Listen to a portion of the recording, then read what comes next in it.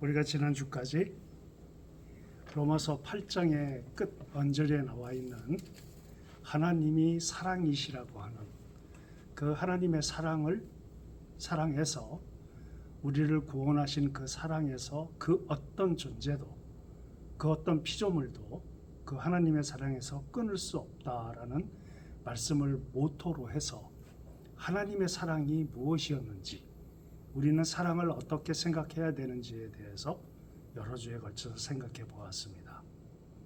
자, 오늘부터는 이제 9장으로 넘어가는데요.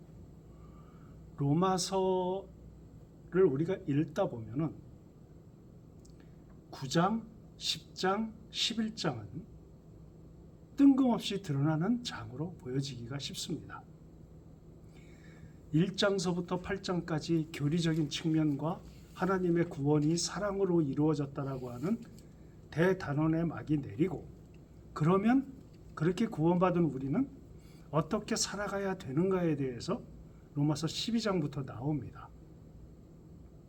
근데 갑자기 9장과 10장과 11장이 뜬금없이 이렇게 들어가 있는 영역이라고 느껴지는 경향이 상당히 많이 있고요.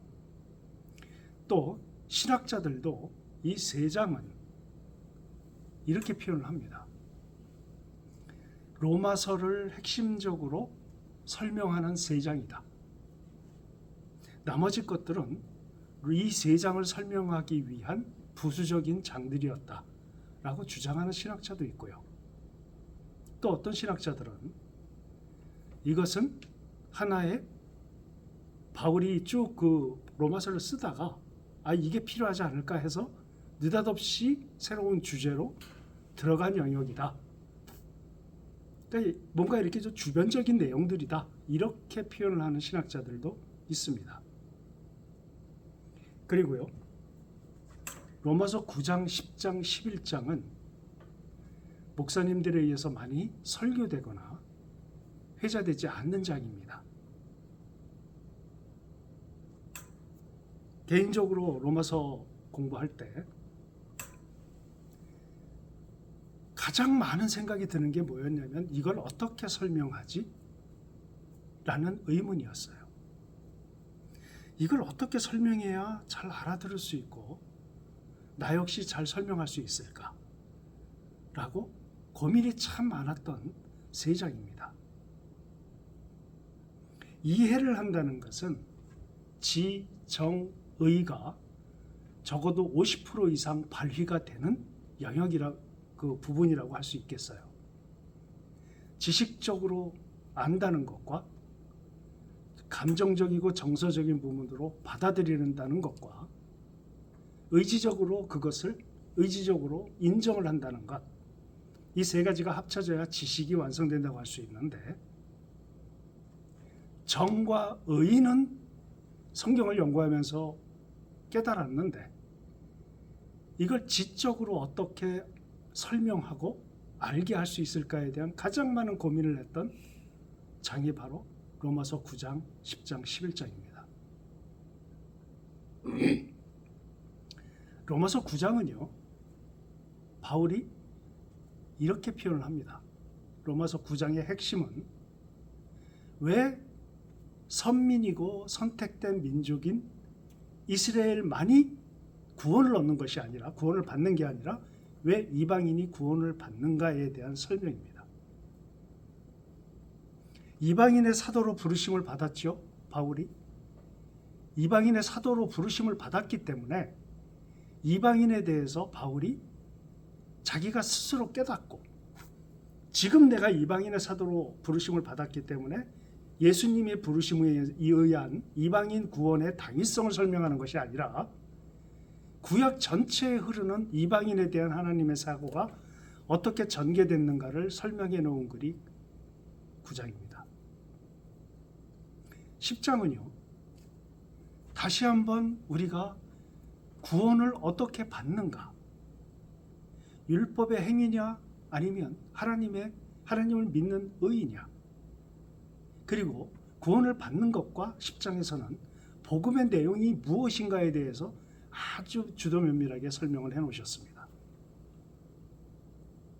그리고 11장은 그러면 하나님을 믿지 않고 예수 그리스도를 못 박은 이스라엘의 구원은 어떻게 되는 것이냐? 이스라엘은 과연 버림받았고 모두가 다 지옥 가느냐? 이스라엘의 구원의 미래의 이스라엘의 구원은 어떻게 되느냐에 따라서 어떻게 되는가를 설명해 놓은 장이 로마서 11장입니다. 다시 말씀드려서 9장, 10장, 11장은 복음에 대해서 그리고 구원에 대해서 설명해 놓은 따로 설명한 세 장이라 할 수 있겠어요. 한번 생각해 봅시다. 저 개인적으로 이렇게 생각을 합니다. 이것은 바울이 뜬금없이 편지를 쓰다가 갑자기 생각난 주제를 집어넣은 것이 아니라 이것은 1장서부터 계속 연결성이 있다라고 저는 생각을 합니다. 한번 볼까요? 바울이 로마서를 처음에 집필하기 시작을 했을 때 바울이 처음으로 강조했던 내용이 여러분 잘 아시다시피 이신칭의입니다. 오직 믿음으로 구원을 받는다 라는 걸 강조했습니다. 그러면 이신칭의로 구원을 받는 인간들, 다시 말씀드리면 하나님이 없는 인간들의 상태가 어떠한가, 그 죄성에 대한 그 치밀한 설명을 아주 굉장히 오래 나열을 합니다. 우리 인간은 모두 그런 존재들이라는 거예요. 죄성이 있는, 죄에 빠져 있는 존재들이라는 겁니다. 그런데 그런 인간들이 구원을 받기 위해서 율법을 행하고 자기 나름대로의 기준을 설정해서 그것을 지켜나가기 위해서 애를 쓰고 하는 어떤 율법적 행위가 우리를 구원시키는가? 그렇지 않다라는 것을 율법과 복음의 그 상대적인 것들을 해서 설명을 쭉 하는 그 과정이었습니다. 그리고 나서 우리가 믿음으로 구원을 받는 것이 바로 하나님이 견인하시는 것이다. 예수 그리스도를 믿음으로 인해서 우리가 구원을 받고 구원받은 그것이 하나님께서 우리를 예수 그리스도를 통한 구원을 이루어 주신 것이기 때문에 그 어떤 것도 끊을 수 없고 그 어떤 것도 우리의 구원을 막을 것이 없다라고 8장까지 이어져 내려온 내용입니다. 그리고 나서요, 이러한 구원 그리고 우리를 구원에 이르게 한 복음이 어떻게 이루어지고 그 복음의 내용이 무엇인가를 설명해 놓은, 다시 한번 정리해서 구원과 복음에 대해서 정리해 놓은 장이 바로 9장, 10장, 11장입니다. 이 9장, 10장, 11장에서요, 우리가 이제부터 9장을 살펴볼 텐데 이 9장은 우리가 읽을 때에 여러 가지 질문들을 하게 만드는 장입니다. 그래서 우리가 오늘부터는 9장에 조금은 주도 면밀하고 좀 세밀하게 한번 9장서부터 이 복음과 복음의 내용 그리고 구원, 이러한 부분들, 이 세 가지 단어를 초점으로 해서 9장부터 11장을 살펴보도록 하겠습니다. 먼저 우리가 로마서 9장을 먼저 보겠습니다.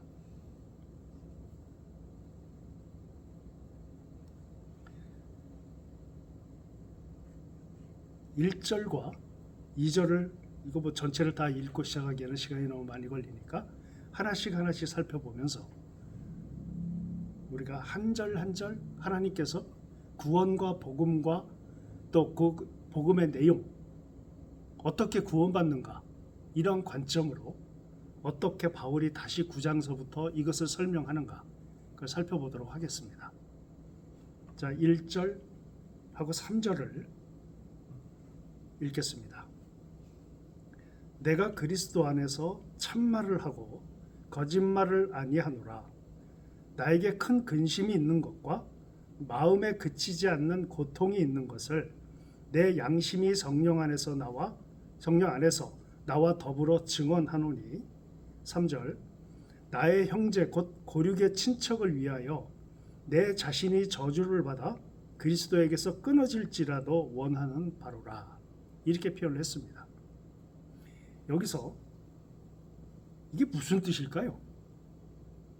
바울이 왜 이렇게 극단적인 표현까지 하면서 원하는 바가 있다 라고 하는 내용으로 얘기를 합니까? 이건 바로 10장 1절부터 읽어보면 우리가 그 답을 분명히 찾을 수 있습니다. 1절을 보면 10장 1절을 보면 형제들아 내 마음에 원하는 바와 하나님께 구하는 바는 이스라엘을 위함이니 곧 그들로 구원을 받게 함이라. 그러니까 바울의 이 그리스도에게서 내가 끊어질지라도 원하는 바가 무엇이냐면 이스라엘의 구원입니다. 그렇죠? 대개 이 9장을 설교할 때에 이스라엘의 구원을 바울이 그리스도의 그 구원에서 끊어질지라도 바울이 원하는 바가 이스라엘의 구원이다. 그래서 우리는 우리 민족의 구원을 위해서 바울의 심정을 가져야 한다. 이쪽 방향으로 설교가 참 많이 되어집니다. 틀렸다고 생각하지 않습니다. 바울의 심정을 가져야지요. 바울의 심정을 가지고 이 민족의 구원을 위해서 우리 많은 크리스찬들, 우리 선현들이 독립을 위해서 싸웠고요. 지금도 나라를 위해서 참 많은 걱정들을 하고 계신다는 것을 알고 있습니다. 바울은 이 얘기를 하면서요. 우리가 어디로 또 가야 되느냐면 6절로 가야 합니다. 바울은 진짜 무슨 말을 하고 싶었는가? 한번 5절, 6절, 5절까지 한번 쭉 제가 읽겠습니다. 내가 그리스도 안에서 참말을 하고 거짓말을 아니하노라. 나에게 큰 근심이 있는 것과 마음에 그치지 않는 고통이 있는 것을 내 양심이 성령 안에서 나와 더불어 증언하노니 나의 형제 곧 고륙의 친척을 위하여 내 자신이 저주를 받아 그리스도에게서 끊어질지라도 원하는 바로라. 그들은 이스라엘 사람이라. 그들에게는 양자됨과 영광과 언약들과 율법을 세우신 것과 예배와 약속들이 있고 조상들이 그들의 것이요 육신으로 하면 그리스도가 그들에게서 나셨으니 그는 만물 위에 계셔서 세세의 찬양을 받으실 하나님이시니라. 아멘. 이렇게 표현을 하죠. 다시 말씀드릴까요? 이스라엘, 내 민족 이스라엘은 어떠한 존재들이냐? 4절에 그들은 이스라엘 사람이라. 그들에게는 양자됨과, 양자됨이 뭐죠? 하나님께서 자녀 삼으셨다는 거죠. 자녀들로. 굉장한 칭송입니다. 영광과 하나님의 영광, 언약들과 율법을 세우신 것과 제사와 예배와 약속들이 있다. 이거는 굉장한 선민의 민족으로서 하나님께서 직접 택한 민족으로서의 자부심과 모든 권한과 권리가 주어져 있다라는 것을 바울이 알고 있다라고 설명을 지금 하고 있는 것이죠. 그래서 5절에 조상들도 그들의 것이요 육신으로 하면 그리스도가 그들에게서 나셨으니 그는 만물 위에 계셔서 세세의 찬양을 받으실 하나님이시니라. 하나님을 배출한 민족이라는 거예요. 이스라엘이 그런 민족이다. 나는 그렇게 알고 있고 우리 민족이 구원을 받길 원한다. 여기까지가 5절까지의 바울의 설명입니다. 그런데 우리가 바울이 진짜 하고 싶은 얘기는 뭐였을까? 물론 이것도 중요한 얘기죠. 바울의 심정을 얘기한 것이니까요. 6절에 보면 그러나 하나님의 말씀이 폐하여진 것 같지 않도다. 이스라엘에게서 난 그들이 다 이스라엘이 아니요. 여기서부터는 우리가 알고 있는 진정한 이스라엘, 영적인 이스라엘, 이것이 이미 구약 때에 하나님께서 이스라엘 민족뿐만이 아니라 다른 민족도 영적인 이스라엘이 될 수 있다라는 것을 구약 때부터 이미 하나님이 언급하셨다라는 것을 바울이 6절 이하서부터 계속 설명을 합니다.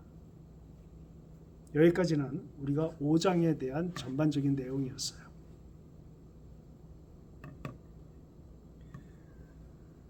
디테일하게 이제 6절부터 우리가 한 절 한 절 찾아가면서 공부를 하겠지만, 우선 복음에 대한 생각을 한번, 구원에 대한 생각, 복음에 대한 생각을 한번 해봅시다. 하나님께서 천지를 창조하셨을 때 동물과 인간에게 복을 주셨습니다. 어떤 복입니까? 생육하고 번성하여 땅에 충만한 복을 주셨어요. 근데 인간에게는 하나의 복이 더 주어졌습니다. 생육하고 번성하여 땅에 충만하라는 것은 동물들에게도 주신 복이에요. 우리 인간들에게도 주셨고요. 근데 동물들과는 다르게 우리 인간에게 주어진 것은 정복하라는 거였죠. 물론 정복하라는 건 관리하라는 뜻이에요. 잘 관리하고 보존시키고 성장시키며 완성시키라는 하나님의 명령이었죠.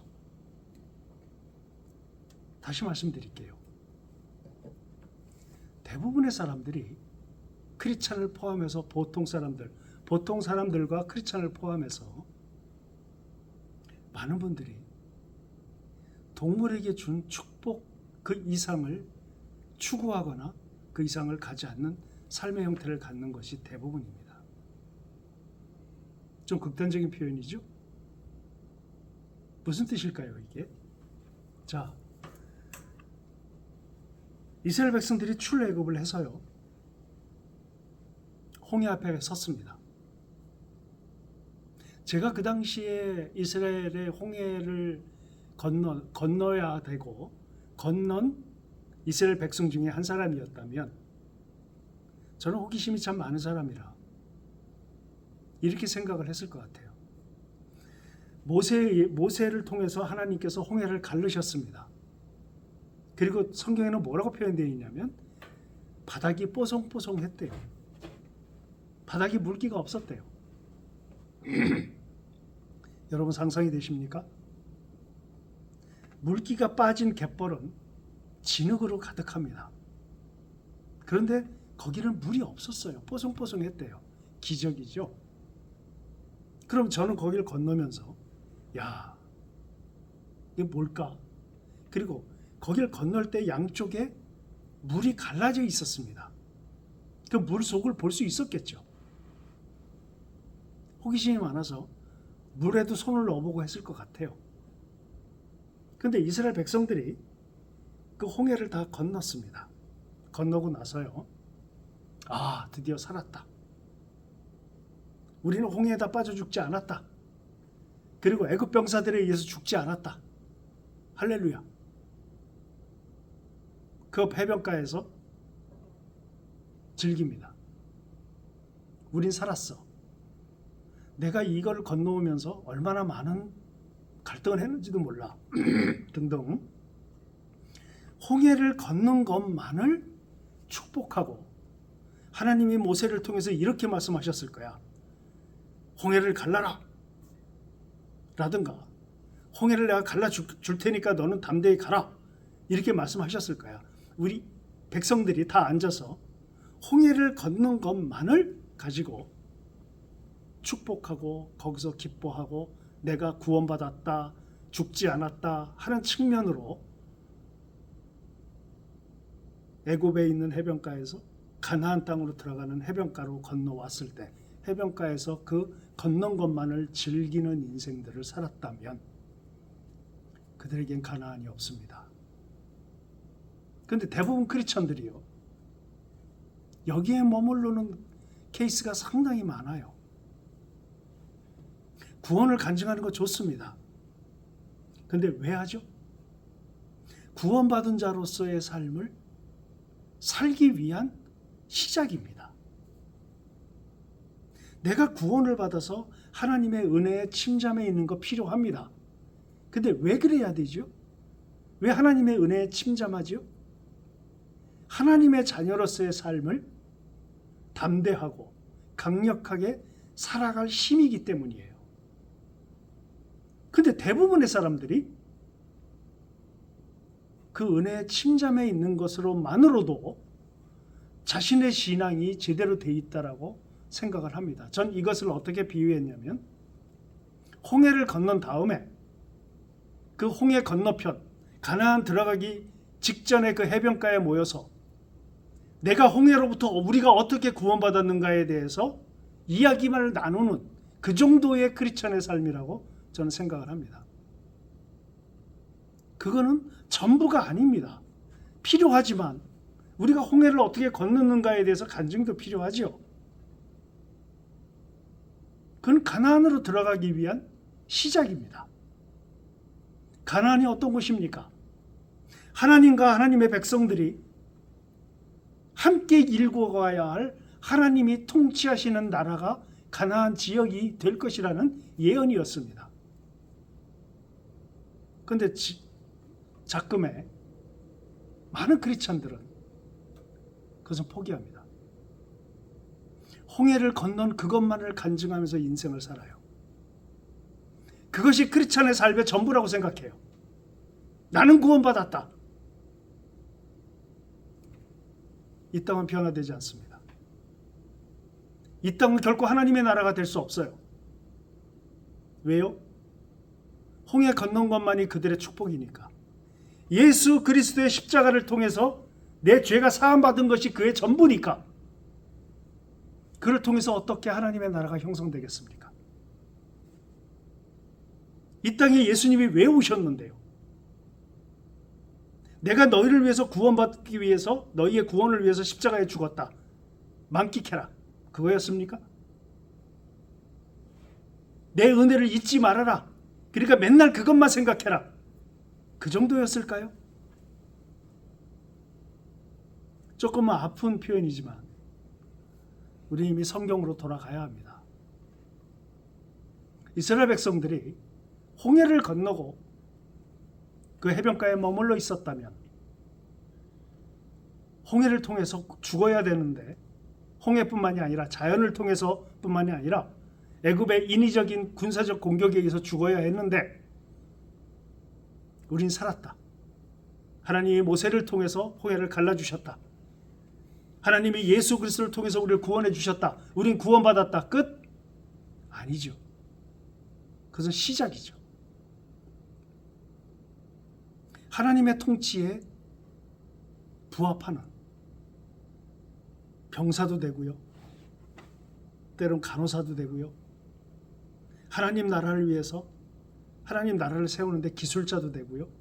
우린 그 역할을 해야죠. 그거 하자고 하시는 건데 구원받았다. 은혜 받았다. 여기에 머물러 있다는 겁니다. 우린 복음에 대해서 다시 생각해 봐야 돼요. 나의 구원에 대해서 다시 생각해야 합니다. 한국교회가 예수 그리스도의 십자가를 통해서 우리가 구원받았습니다. 여러분, 하나님을 찬양하고 감사합시다. 여기에 머무르게 되면은요, 지금보다 더 무너질 겁니다. 지금까지 그렇게 살아왔어요. 이 땅에 하나님의 나라는 없습니다. 교회조차도 하나님의 나라가 아니었어요. 아픈 얘기지만 우리가 곱씹어 봐야 합니다. 하나님의 나라라는 개념은 제가 누누이 설명드렸다시피 하나님의 통치를 의미합니다. 하나님의 나라는 하나님의 통치가 이루어지는 곳이 하나님의 나라예요. 근데 하나님의 통치에 대한 개념은 우리가 가지고 있지 못하고요.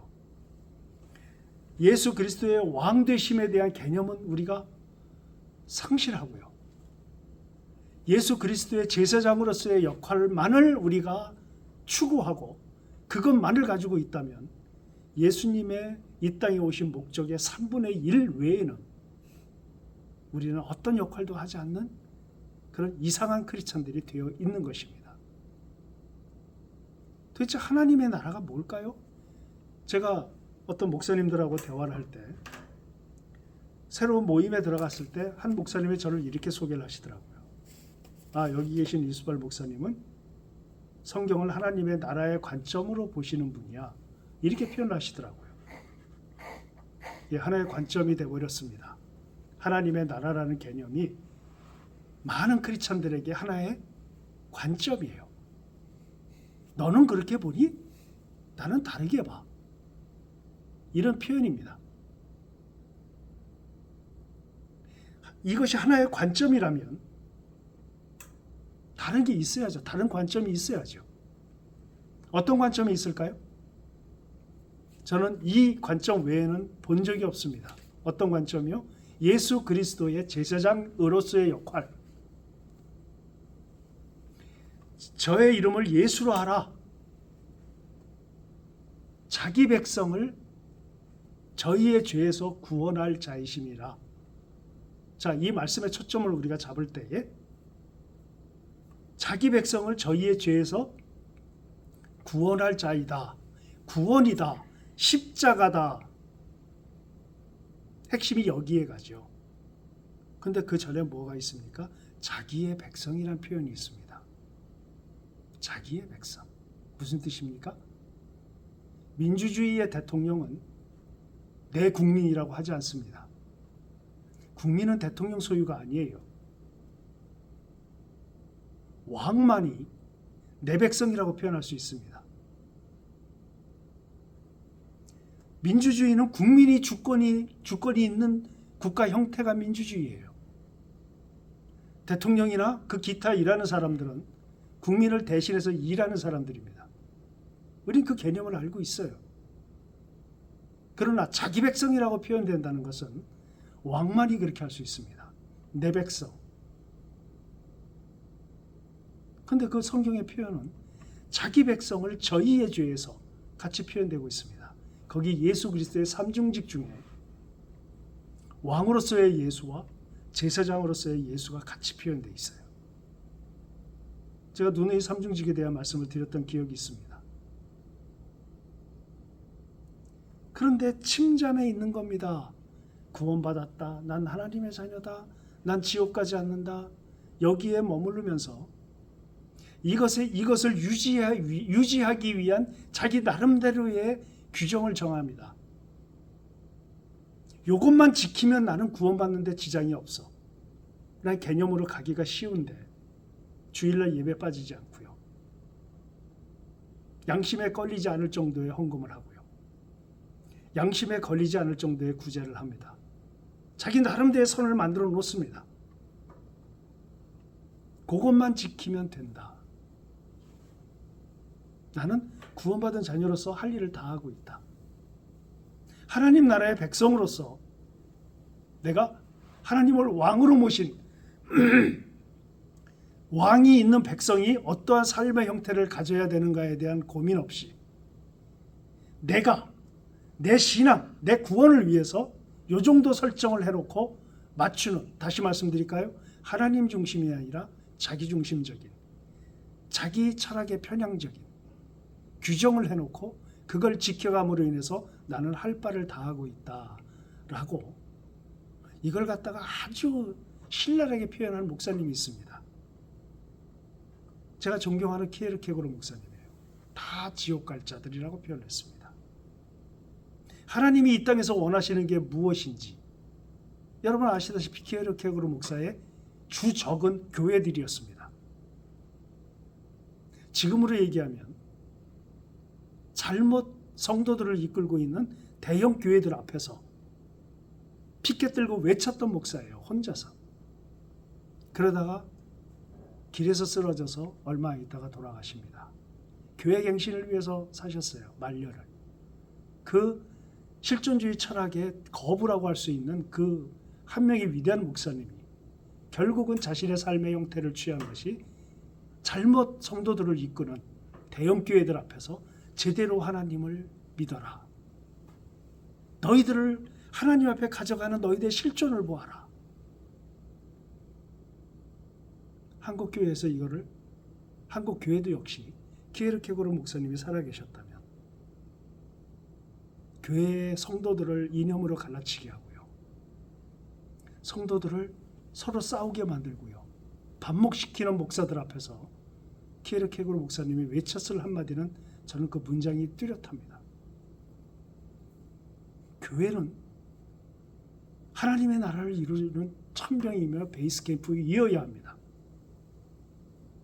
하나님의 권위와 하나님의 가치와 예수 그리스도의 가치가 이데올로기에 침잠되어 있는 형국입니다. 너무나 걱정이 돼요. 너무나 안타깝고요. 사람의 반이 사람의 반을 증오합니다. 업신여깁니다. 자기보다 낮게 여깁니다.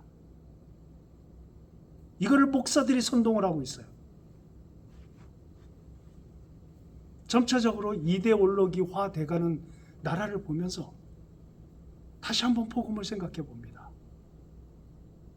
그리스도의 희생을 생각해 봐요.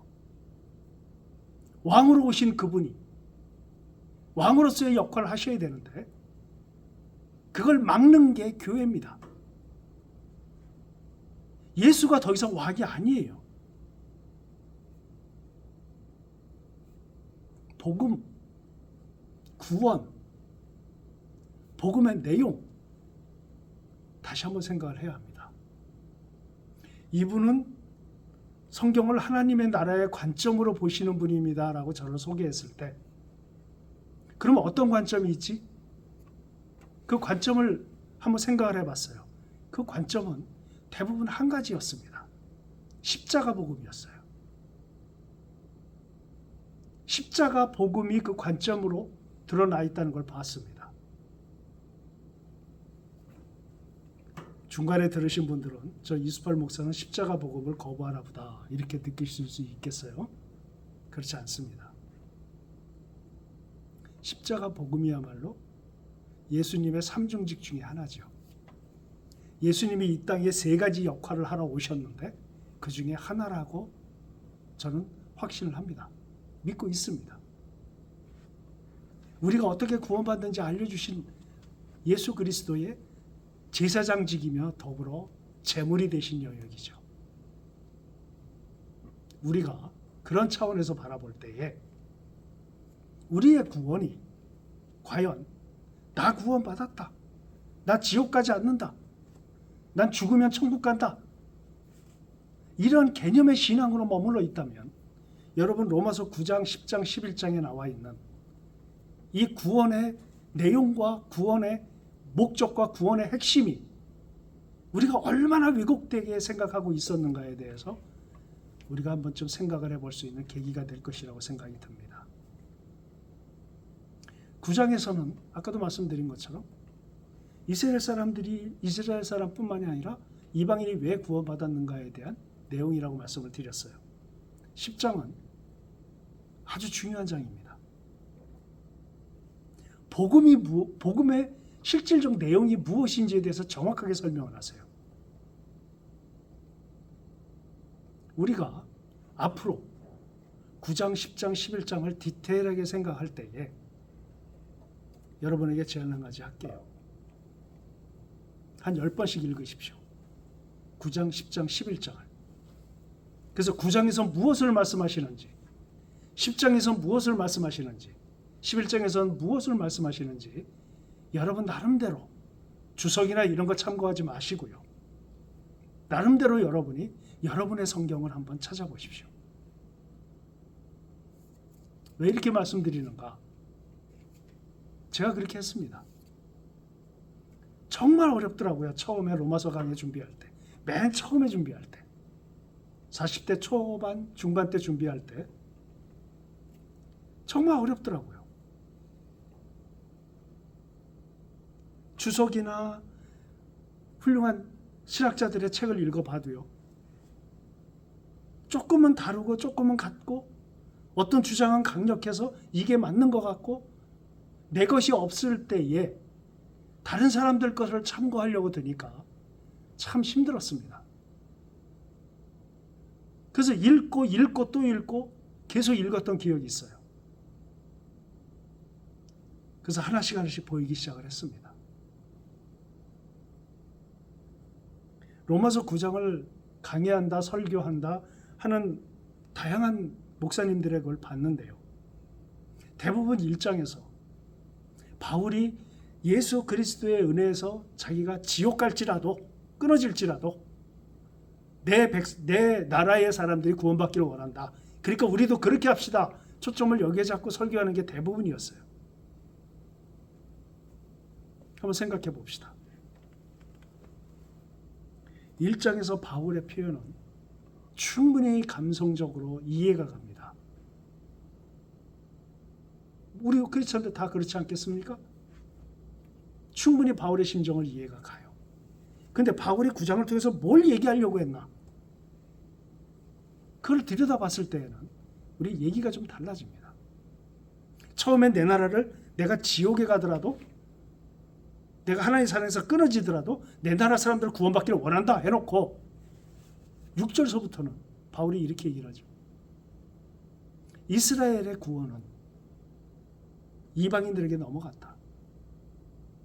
이미 구약서부터 쭉 이방인들이 왜 구원받아야 되는가에 대한 하나님의 설명이 있다.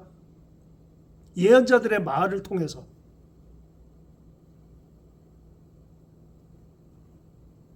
이데올로기나 민족주의나 이러한 부분들이 성경을 넘어설 수는 없습니다. 모든 주의나 이런 것들은 전부 인간들의 편의에 의해서 만들어진 것들이에요. 성경을 넘어서서는 안 되는 것들입니다.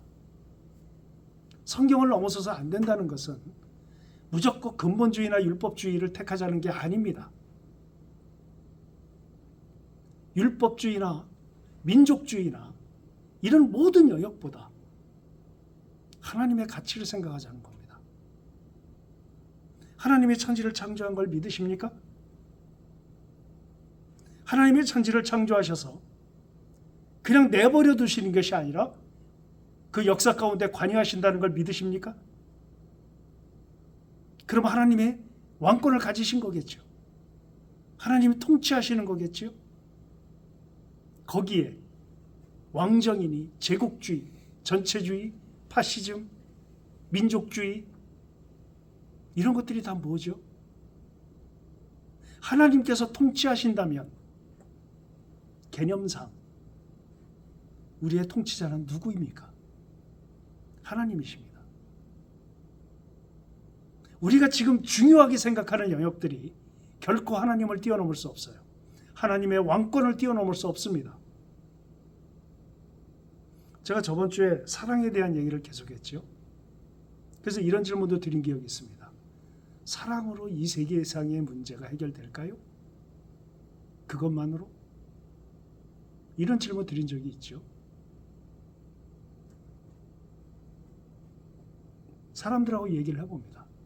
사랑으로 문제가 해결될까요? 그랬더니 이렇게 얘기를 해요. 사랑으로 해결될 겁니다. 근데 불가능하죠? 라고 얘기하더라고요. 사랑하기에는 인간들이 가진 욕망이 너무 크다는 거죠. 이 세상은 그걸로 가득하다는 겁니다. 그래서 사랑으로 해결된다는 건 이론적으로는 알지만 불가능하대요. 저는 그 심정을 충분히 동의했습니다. 사랑을 제외한 나머지 것들이 너무 커요. 그건 욕망입니다. 인간이 기본적으로 가지고 있는 생각들이에요. 사랑에 끼어들 겨를이 없습니다. 틈이 없어요. 이건 무슨 뜻일까요? 이거를 크리스천들이 동의한다면 저는 그렇게 생각합니다. 철저한 직무유기라고. 왠지 아십니까? 성경은 이렇게 얘기하죠. 하나님 자체가 사랑이시다. 하나님의 어떤 영역이 사랑이 아니라 하나님 토털이 사랑이다. 그럼 하나님이 그 사랑으로, 그 사랑이 천지를 창조했어요. 그 사랑이 인간을 만들었습니다. 하나님 사랑이시니까. 하나님은 이 세상을 건들지 못하는 존재가 되어버리셨어요. 이걸 크리스천들이 포기합니다. 사랑 가지고 안 된다고. 사랑보다 너무 강력한 것들이 있다고. 그래서 사랑을 언급하지 않습니다. 사랑의 가치에 무게를 부여하지 않아요. 하나님이 사랑이신데요. 그 사랑의 시작을 하나님이 그리스도의 희생을 통해서 시작하게 하셨어요. 우리는 그러한 관점에서 앞으로 로마서 9장과 10장과 11장을 다시 한번 살펴보겠습니다. 이스팔 목사 뇌피셜이 아니라 성경이 무엇을 얘기하고 있는지 다시 한번 깊게 고민해보는 그런 몇 주간의 시간을 갖겠습니다. 자, 수고들 하셨습니다.